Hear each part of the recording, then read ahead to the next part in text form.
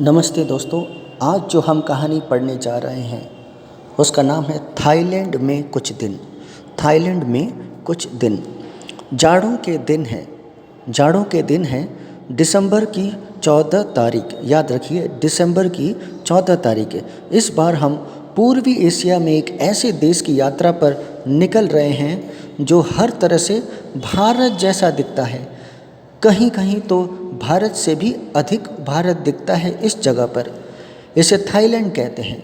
Thailand का अर्थ होता है, याद रखिए, थाईलैंड का अर्थ होता है स्वाधीनता प्रेमियों की पवित्र धरती।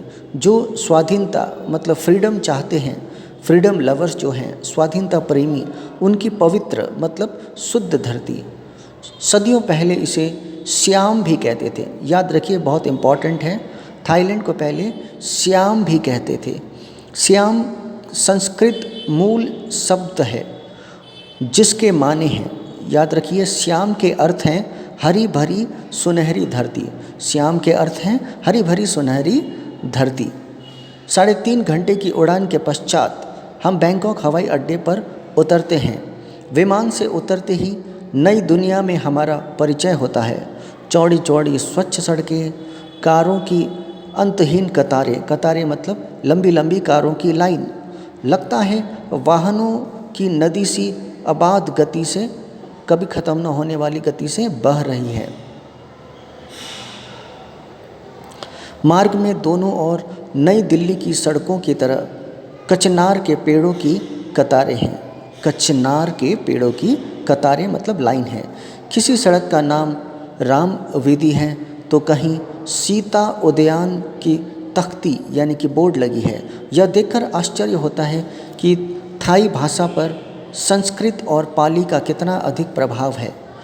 वर्षों पहले इस शहर में नहरों का जाल बिछा हुआ था। नहर मतलब आप कह सकते हैं कैनल्स।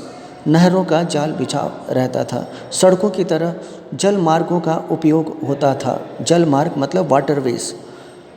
इसलिए बैंकॉक को पूर्व का वेनिस भी कहा जाता है।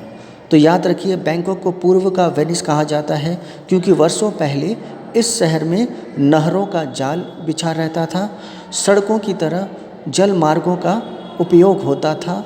इसलिए बैंकॉक को क्या कहते थे? पूर्व का वेनिस कहते थे। अधिकांश आवागमन आज भी इन्हीं से होता है। छोटी छोटी रंग बिरंगी नावों में ताज़ी सब्जियां सजी है। किसी में दैनिक उपयोग की अन्य वस्तुएं हैं। मैं एक अच्छे होटल में रुका।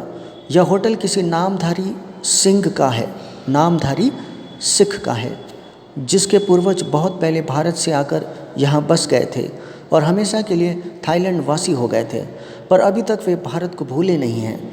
हिंदी में बात करते हैं, कहते हैं यह होटल नहीं है, आपका घर है। जिस चीज़ की आवश्यकता हो बिना संकोच कहिएगा। उनकी यह आत्मीयता, अपनापन मन को छू जाती है।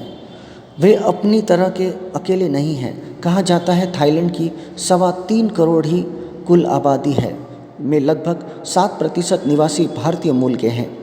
दूसरे विश्व युद्ध के पश्चात भी पूर्वी उत्तर प्रदेश तथा बिहार के हजारों लोग यहाँ आकर बस गए थे, जो मुख्यतः हिंदी भाषी हैं।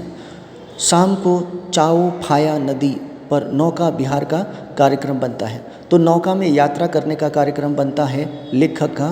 कौन सी नदी के किनारे में? याद रखिए, चाओ फाया, च आकर अ ओकर, फ आकर य आकर, चाओ फाया नदी पर नौका विहार का कार्यक्रम बनता है।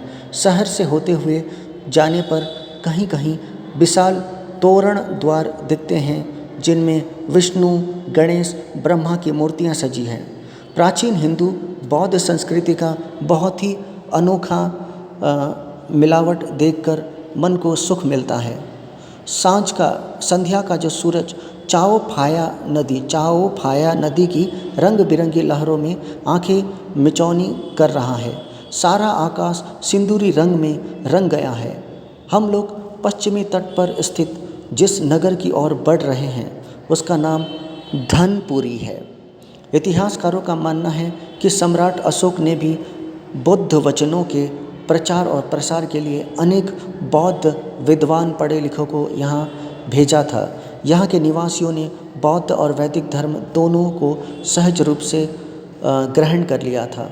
यहाँ के वर्तमान राजा का वंशगत नाम राजा रामचंद्र नवम है। राजा रामचंद्र प्रथम जो हैं संस्कृत के बहुत ही बड़े पंडित थे। उन्होंने वाल्मीकि रामायण का अपनी थाई भाषा में अपने ढंग से ट्रांसलेशन यानी कि रूपांतरण किया था, जिसे रामकीयन कहते हैं। क्या कहते हैं? रामकीयन कहते हैं।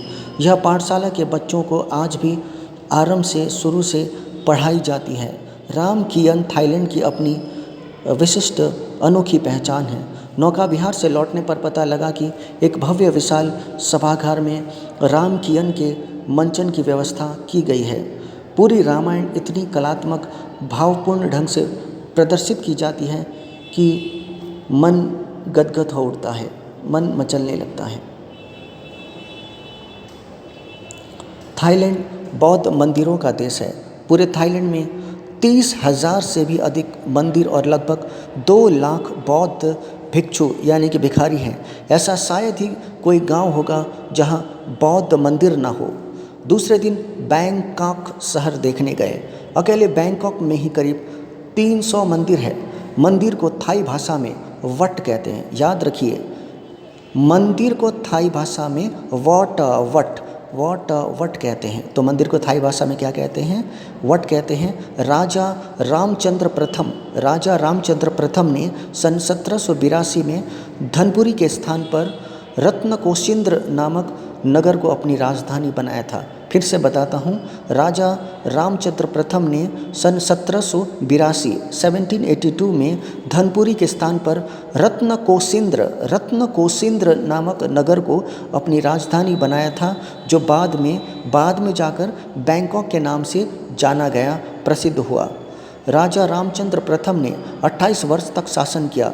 इतने छोटे काल में थाईलैंड को उन्होंने एक नई पहचान दी। आज भी थाईलैंड उन्हीं का राजवंश शासन कर रहा है। बैंकॉक में राजप्रसाद के निकट रत्न जड़ित मतलब रत्नों से जड़ा हुआ बुद्ध की बहुमूल्य विशाल बहुत बड़ी मूर्ति है, जिसे देखने के लिए देश विदेश के पर्यटक टूरिस्ट की भीड़ लगी रहती है। हमें यह देखकर विस्मय मतलब सरप्राइज आश्चर्य होता है कि अपने भारत के गणेश जी थाईलैंड में कितने ज़्यादा लोकप्रिय यानी कि पॉपुलर हैं। कुछ विभागों के राज चिन्ह के रूप में गणेश जी के चित्र का उपयोग होता है। गरुड़ भी राज चिन्ह के रूप में दिखता है। बैंकॉक में एक बहुत प्राचीन मतलब पुराना हिंदू मंदिर भी है, जिसके प्रधान पुजारी थाई नरेश के राजगुरु हैं। ब्रह्म विष्णु महेश के अलावा पृथ्वी, सूर्य, चंद्रमा, दुर्गा आदि की भी कलात्मक मूर्तियां हैं। बैंकॉक के ही एक बौद्ध मंदिर में ऊंचे टीले पर शिवलिंग बना है, पास ही नदी की मूर्ति थी भी। आसपास के अनेक क्षेत्र देखने के पश्चात फिर कार्यक्रम बनता है थाईलैंड की अयोध्या तथा लवपुरी भ्रमण करने का। सुबह सुबह बस द्वारा हम लोग अयोध्या के लिए रवाना होते हैं। चाओ फाया नदी के किनारे बसी यह थाईलैंड की प्राचीन राजनीति है।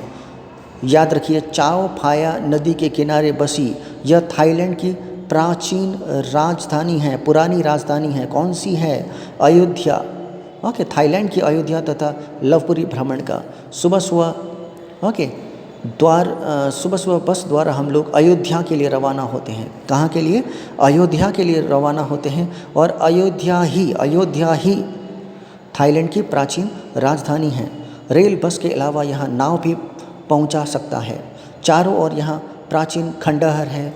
लंबी कतार में ध्यान में बैठे हुए बुद्ध की अनेक मूर्तियाँ दिखती हैं। कंधों पर रेशमी दुपट्टा रखा है। इसमें मूर्तियाँ और भी अधिक जीवित दिखती हैं। थाईलैंड की अयोध्या में घूमते हुए मुझे भारत की अयोध्या याद आती रही, जो सरयू के पवन तट पर बसी हुई है। भारत की अयोध्या सरयू नदी के पावन तट पर बसी हुई है। थाईलैंड की वीरान अयोध्या अतीत में कितनी सुंदर होगी, यह कल्पना हमें बहुत उत्तेजित कर देती है, खुश कर देती है। दोपहर हो गई है। अब यहाँ से हम उत्तर पूर्व की दिशा में आगे बढ़ते हैं। हम एक प्राचीन नगर जाना है। जिसे लवपुरी कहा जाता है, बैंकॉक से लगभग 160 किलोमीटर 160 किलोमीटर दूर है। इसे राजा नारायण ने बसाया था। फिर से लवपुरी को राजा, सुनिए, राजा नारायण ने बसाया था। राजा नारायण, नौ आकर रो आकर यौ अण, नौ आकर रो आकर यौ अण, राजा नारायण ने बसाया था। यहाँ रत्न महाधर के मंदिर के खंडहर दूर से ही दिखाई देते हैं। खमेर लोगों का कभी यहाँ बहुत प्रभाव रहा। कहा जाता है कि शैव वैष्णव धर्म को मानते थे। पुराने प्राचीन मंदिरों की दीवारों पर यहाँ विष्णु भगवान की अनगिनत पत्थर की मूर्तियाँ हैं। राजा नारायण के महल के अवशेष तथा मंकी किंग यानी हनुमान जी के मंदिर भी यात्रियों को कम आकर्षित नहीं करते। राजा नारायण के महल, नौ आकर रो आकर य अण, नारायण, राजा नारायण के महल के अवशेष मतलब बचे हुए हिस्से तथा मंकी किंग के हनुमान जी के मंदिर भी यात्रियों को बहुत अट्रैक्ट या आकर्षित करते हैं। यहाँ की चिकनी सफ़ेद मिट्टी को लोग सौगात के रूप में एज अ मेमोरी के रूप में ले जाते हैं। क्या ले जाते हैं? चिकनी सफ़ेद मिट्टी को ले जाते हैं। भगवान रामचंद्र का तीर यहाँ गिरा था, जिससे जलकर मिट्टी ऐसी हो गई है। फिर हम लोग विष्णु लोक होते हुए चिंगमाई की दिशा में निकल जाते हैं। थाईलैंड का कश्मीर कहा जाता है। याद रखिए, विष्णु लोक होते हुए हम गए थे चिंगमाई की दिशा में। ओके, यह थाईलैंड का कश्मीर कहलाता है। चिंगमाई जो है वो थाईलैंड का कश्मीर कहलाता है। जलवायु ही सुंदर नहीं, सारा वातावरण स्वर्गलोक जैसा दिखता है। यहाँ के लोग भी बहुत ही दर्शनीय हैं। यह उत्तर थाईलैंड की राजधानी भी है। ओके, यह उत्तर थाईलैंड की राजधानी भी है। लौटने पर फिर बैंकॉक में रुकते हैं। थाईलैंड के रीति रिवाज कैसे हैं यह जानने की उत्सुकता रहती है।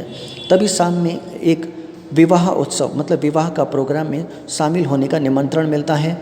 वहाँ लोग हमारी तरह हाथ जोड़कर एक दूसरे को नमस्कार करते दिखाई देते हैं। एक विशेष मंच पर, स्टेज पर वर और वधू, दूल्हा और दुल्हन एक दूसरे को वरमाला पहनाते हुए दिखाई देते हैं। यह सब देखकर एक ही प्रश्न उभरता है, कौन कहता है कि थाईलैंड हर अर्थ में भारत नहीं है? थाईलैंड पूरी तरह से भारत ही जैसा ही है। तो कहानी यहाँ समाप्त होती है और इस कहानी के लेखक का नाम है हिमांशु जोशी। याद रखिए, लेखक का नाम है हिमांशु जोशी। धन्यवाद।